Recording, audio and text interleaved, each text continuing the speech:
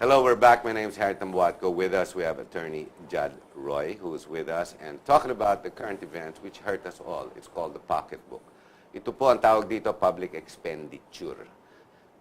Judd, attorney Judd, I shouldn't call you Judd in front of the TV because you're now the professional. When we were kids, Judd and Harry lang tayong dalawa, di ba? Wala, you're a big-time lawyer now. No, Judd, I'm just big. Judd, ang problema ng attorney, ang problema ng bayan ngayon, itong public expenditure, which has come to the limelight because of the Napola scam. Yeah. We have the DAP, and we have the Supreme Court that's ruling. Now, the article of Jarius Mondok as of today, well, Monday, no, lumalabas. Lumabas today na, ang Supreme Court, do they have the moral integrity to actually judge the fluidity of between the legislative and the executive when they themselves have a problem which called and he quotes Attorney Sagisag, Rene Sagisag, former senator, who wrote the law and says that wala namang integridad kung ang Supreme Court hindi nila nilalabas. Ngayon lang yan nag-uumpisa after the Corona impeachment. Right. Yung funds nila that they generate from filing fees. And in fact, their audit of their expense. He says the court is not even qualified or has the integrity. But you say no. You say it's the other way around. Yeah. Please explain that part. Well, you see, Harry, first of all, as I was telling you earlier, the buck stops somewhere. All right? Now, these are the three great branches. You've got the executive arguing with the legislative and so forth. Who's going to referee that bout? We're going to leave it between them to cut a deal. Isn't that a suicidal way of going about it? Which is what's happening. Which is what they do on a regular basis. And in fact, they don't cut a deal. It's the executive simply telling the legislators, and the party mates in the legislature, the majority, right? Okay, you guys, do it as I say, or I'm going to cut off the juice. Puputulan ko kayo ng pera pag hindi nyo ginawa to. Correct. Yes, sir. See, so that's why you need the court. That's why you need the third independent branch. Now, you have the integrity of the... You have referenced, yeah. Well, the integrity of the court is kept in its collegiality. Meaning to say, kaya nga sila 15 eh. Siguro naman... Odd number. Oo, mahirap naman sigurong lutuin lahat yun. Now, and it is for this reason that the Supreme Court is given what we call fiscal autonomy. Ano ba yung fiscal autonomy? That means you cannot meddle with the way they handle or use their funds. They have independence, see? So that's why people are complaining, oh, it should be the same, this and that and whatnot. And even persons who were men of the law, like Rene Sagisag, feel, no, it should be, everybody should be treated equally. To a certain extent, that is true.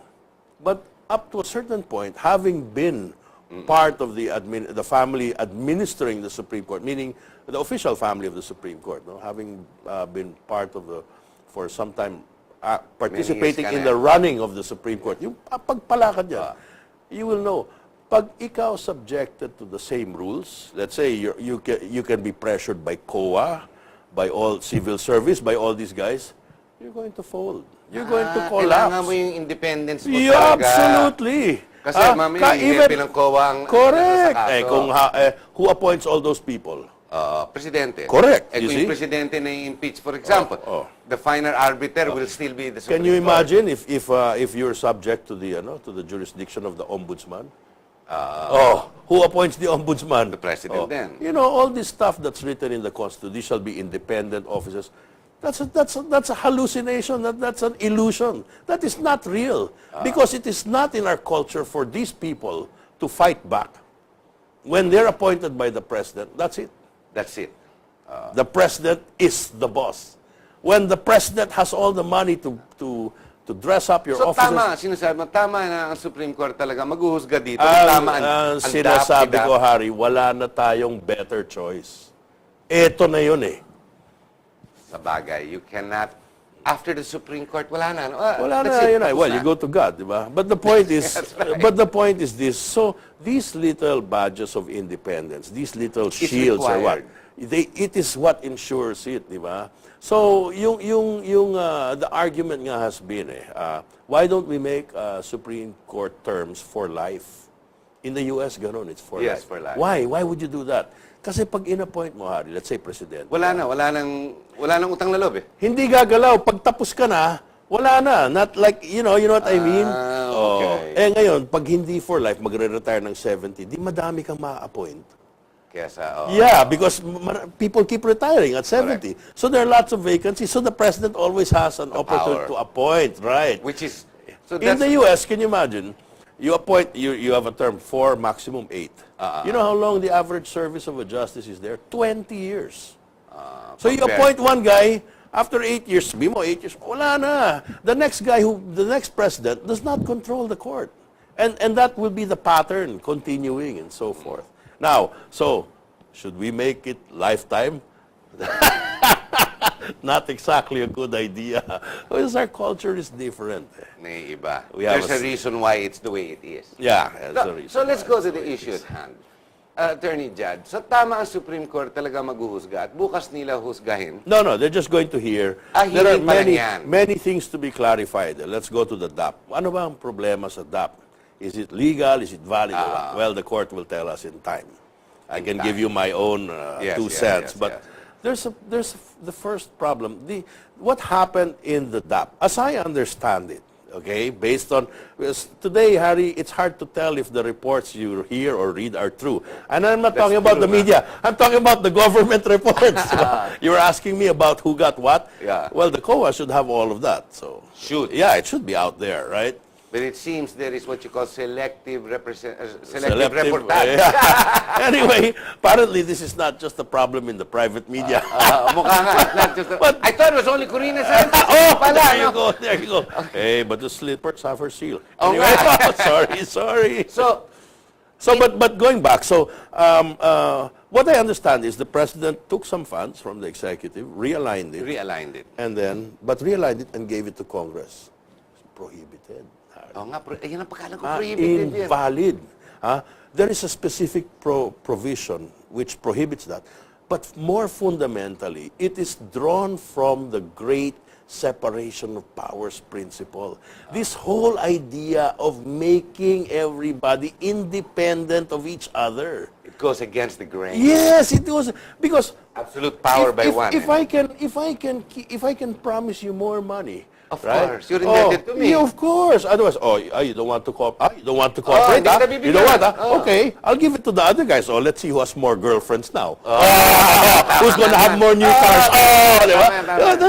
Something like that. Who's going to have a better political More power. positioning? Yes, be able to defend his elected office more. You see, and so can you imagine replicating that over hundreds of political party mates? But let's go even once. So when you cross that line from the president, then you give it to you're taking away funds from the executive. Yes. And then putting it there. That's that's one issue.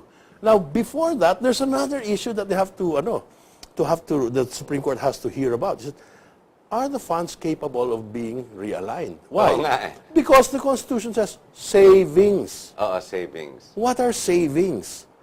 You know, there's an unsatisfactory reference in the law. But I think as far as we can remember, even if we use the term savings within the context of budgetary appropriation and expenditure, we will all agree that savings means any leftover funds after completion of an appropriation. Yeah, yes, of a public an expropriation for public expenditure. After completion. But what I understand happened here was impounding. Kinuha bago. Tacloban Airport, incidentally, was one of them. Okay. How sad. What can I say? Maybe I hope Anderson Cooper's watching. But anyway, what is impounding? Impounding happens one of two ways, either by rescission or deferral. Rescission means they just decide, let's cancel this contract. It's a bad idea. I know it was appropriate, but it's a bad idea. Okay, so let's not, DBM, let's not release funds for that. Stop it. Yeah. Repeat it. The other one is deferral. Does the president have that power? Well, we'll Yes get to and that. no. We'll get to that in a Sige, little okay, bit. okay. The second one is deferral. Says, okay, we Delay. have, sir, we have this thing to clean up Laguna de Bay or something. Wait, yeah, okay, you know, but we should really just proceed with the electrification of this area instead, because it appears pala my party mates bought some real estate there. So if we put lights and roads there, they'll make money anyway. Nature can take, deferral. You defer it. Okay. So these two processes result in impoundment. The money gets held. It doesn't go to the. It doesn't go to the purpose for which it was appropriated. Then, because of that, it can be diverted. It may return, it may not. If it's returned, then it was a deferral. If it is not, then it was a rescission. Here's the problem. These processes thwart the legislative will. Correct. I wrote a law. I told you to use the money for this, right? Now all of a sudden you say, no, I don't need that project. I want to do this. Then why bother letting me write the law? Why don't you just write it all? Correct. See? Correct. No check and balance. So is impoundment allowed? Well, to be realistic, it's too simple to say yes or no. We would have to be simpletons. Obviously, the running of the state affairs is highly, highly complicated business. I suppose there should be some elbow room. But we have to set a procedure. You can't just do it at your whim and caprice. Right? Which the executive The has irony done. of this is in 2009, President B.S. Aquino himself filed a bill prohibiting impoundment. Yes, impounding. Right. When it was yes. Yes, when he was in Congress. And I think it has very many worthy points. And perhaps It's been refiled by Miriam Santiago. maybe This is the it's funniest time part. to actually revive that. Now, let me again qualify about my statement that running the government is highly complicated. That's really rather peculiar, I have to admit, because during our golden age, Harry, when this country was in turmoil, its darkest and brightest political moment, the shining hour, the EDSA revolution, 86, right? yes. When we took charge of Yeah. everything, turned it around, what did we do? We put a housewife in charge. So how complicated is it?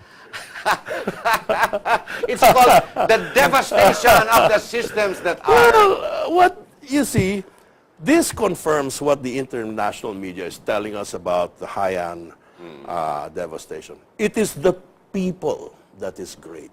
It is the Filipino people that is great. And as the international media confirms, its leadership is sometimes even irrelevant. The resilience of the Filipino. It is us coming together. That is the only reason that now relief operations are starting to come together, because people got fed up. Oh my God, back to normal? All right, we'll do it. Step aside. And it's us with the foreign countries who are helping us, you know. And by the way, you mentioned something about the communists, or was it? Yes, yes. Yeah. I think there was a statement released. It's not true that they've been quiet, Harry. They've been very, very Noisy still. pointed. Oh, yeah. Oh, yeah.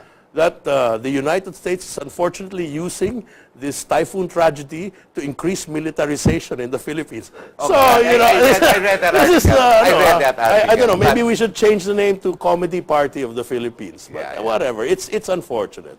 I wish the nation states backing the Communist Party, if any, would come forward with equally generous offers. We already have a lot of communist representation in Congress, as we well know. In fact, the Akbayan group is already, in fact, well entrenched in Malacanang and having the ear of the president. But right now, the big issues that are confronting us, other than the relief efforts, the devastation, and all of that, really is we're back to the real issues, which are getting muddled because of all this devastation. But really, I think the biggest devastation to the country and its people are the funds being used, for example, by the DAP, which Yes. runs into the Yes. billions, So- not only in tens, but hundreds now of billions. The Malampaya funds. Yes. Diba? So going back, Harry, what do we do with all of this? Well, I advocate what we call a one-fund policy. Okay. Let's get rid Treasury. Let's get rid of all these incidental Yes, funds. I Put it agree back with in. you. I agree And with you. And I know it's going to draw a lot of opposition because it's, again, overly simplistic, right? I'm sure there's a whole bunch of little problems out there that will take a lifetime to sort out, but we just don't have that time. It's just a question. Why don't you just adapt? Adapt na lang. Yeah, step up and live with it because the people don't trust the system anymore. Let's put it back in Treasury. Why? Why are we doing that? Because we want to restore the way that this democracy should function. Should work. You want to use the money. You need to use the money. Go to Congress. Yes, give us the reason. Correct. Tell us how much. Correct. Etc. And let Congress decide Correct. whether it's enough, not enough, good idea, bad idea, what. You want to impound the funds? Go to Congress and ask them, hey, can we stop this project? Let them pass a resolution Correct. actually amending the budget. After all, representative of the people.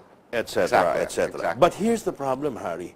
How are we going to get these remedies or these fixes, these repairs in place if we have to go to Congress to do it? Is Congress going to cut off its own lifeline? Hindi. Is Congress going to say, oh, let's close our pockets na, no more? You know why? The attitude of the majority is simple, Harry. They're willing to give up their own pork. Congressman so no, my pork, no problem. Basta don't touch the one of the president because he's my friend. I will block the pork in Congress. Senate, we will block the pork. Senate, no more pork. Anyway, we need to deodorize ourselves because the public doesn't trust us anymore. Right? So we will write the law. All right? Point. Yeah, sure. Oh, yan, Filipino people, Juan de la Cruz, you see, no more, no more PIDAF, no more pork. Then, boss, we need the projects. Why? The president's pork barrel or discretionary fund, whatever you want to call it, runs in the vicinity of 1 trillion. Yes, it's pesos. half the budget already. Right. How is it that big? Is it there? How is it? Where do you find it?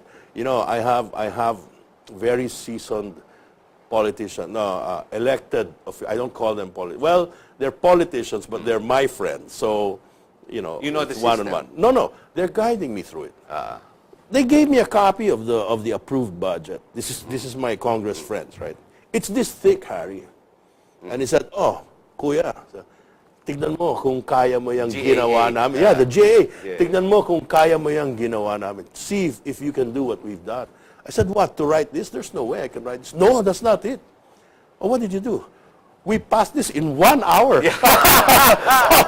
so I said, that is amazing. That is amazing.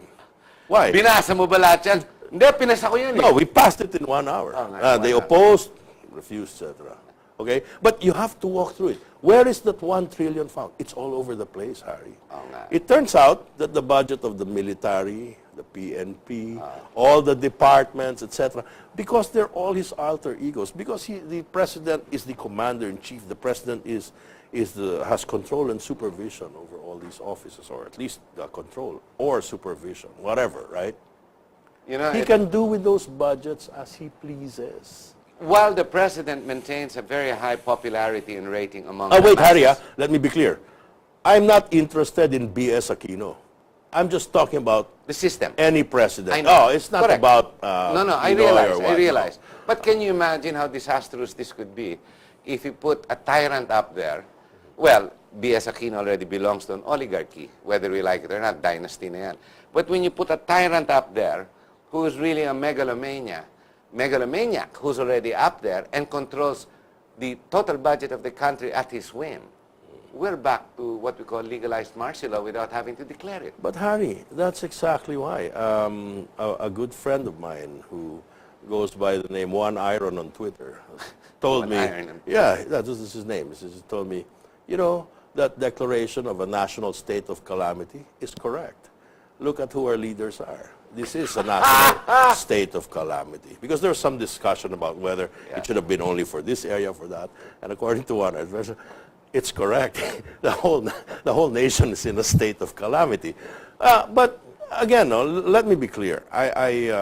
It's not my dissatisfaction with this group or that group. It's because this is the last chance to make this Constitution actually function properly. The theft of public funds is only a symptom, Harry. It's just a symptom. The problem really is the concentration of political and economic opportunity. No, opportunity even. Look, how easy is it to run for office? Impossible. Why? Elective office, you know this. You just ran. It's self-perpetuating. Correct. You get in there, You're it continues good. there. All you It's have to do is sustaining. make sure you don't get caught with a sex Yeah. scandal or Yes, some yes, other, your yes. hand in the cookie jar. Yes. And it's self-sustaining. Highly qualified individuals, vastly more capable, Can't get in. couldn't stand a chance. Couldn't agree. stand a chance, all right?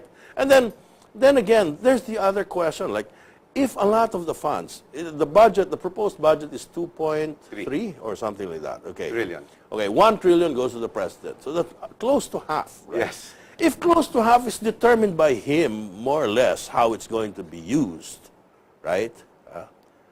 What are the chances that that money is going to be spent equally and evenly among the citizenry? Not. Will not I, an if iota. I were the king, would I give the king's enemies gold? Oh, siyempre. Never. Siyempre, never. Right? So if I were the king, and the territory of the king's enemies was ravaged by some calamity, would I worry about it? Exactly. I hope he does. Because the king is king of everyone. Correct. The president is everyone's president, whether or not they voted for Correct. him, for Correct. ERAP, for whomever. The problem with the budget today is it does not guarantee a more egalitarian distribution None. of our It's resources. inequitable. Hindi pantay-pantay ang bigayan. Hindi pantay. Kaya yung mga kapatid natin sa Mindanao, galit na galit. Bakit Siyempre. dito wala? Bakit doon wala? Tama nga Etc. naman. Now, just so that we put everything in proper perspective, I've been racking my brains, working out a solution, trying to find a solution. Mahirap. It's very hard. Why? Let me tell you. We can say, okay, let's pass a rule. All the soft services, all the social services per capita, the same. That means education, etc., all these others, delivery of peace and order, justice. But when it comes to infrastructure, it's difficult. Hard projects. Why? You might need to develop like a waterfall Correct. in some place, so you're going to allocate a lot of funds there. Other places don't have that sort of thing. So it's very hard to come up with a solution. What am I talking about? Harry, I have decided to give this, from my own selfish point of view, to give the Republic one last chance to survive. I'm trying to craft a law that in time, I hope, will be presented to the people, and I hope that they will consider adopting it. Okay, Judd, we're at the top of the hour. We have to end the show. Very quickly lang before we go, 2 weeks ago I had Carmen Pedrosa. A week before, after that, I had Mad Against Dynasty in this group. And it seems your name is cropping up here and there. That's why I asked you earlier in the show if you were political or not, which I know you're not. And yet many of the groups that are trying to save the country, like you, are reaching out to you for your expertise. Maybe we could schedule another interview, but this time we talk about the possible solutions that the country can go forward toward. Yeah. If, when you're free, let's set it up again one more time. In fact, kung pwede next week, let's do it part 2. And let's talk about these issues. Mukhang masaya lang itong mga maliliit na kailangang pag-usapan kasi pag hindi na natin gawin at this point, kawawa mga anak natin eh. Yes, that's true. It is our legacy. Ang hirap sa politika, Harry, tayo mga Pilipino, masyado natin dinidibdib. Kaya pag napasok na yan, hati ka agad ang bayan. Yan ang problema. Dyan. Ladies and gentlemen, we're going to have to end the show at this point. I'd like to thank Judd Roy, Attorney Judd Roy. God, I got to get used to calling him the legal luminary that he is. Call me Dean. So, ladies and gentlemen, we'll see you next week, and hopefully we'll have Dean Jose Roy with us again one more time, but this time to talk about solutions going forward. Maraming salamat po. Thank you very much. Thank you, Harry. Are you free next week, just in Monday. case? Same day, same Yeah, time? I think so. But